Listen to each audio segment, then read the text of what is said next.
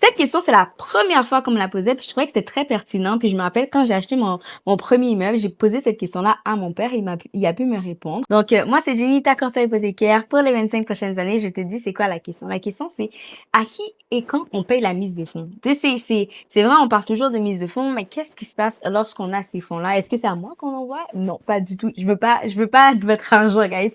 Et aucun courtier hypothécaire veut recevoir l'argent.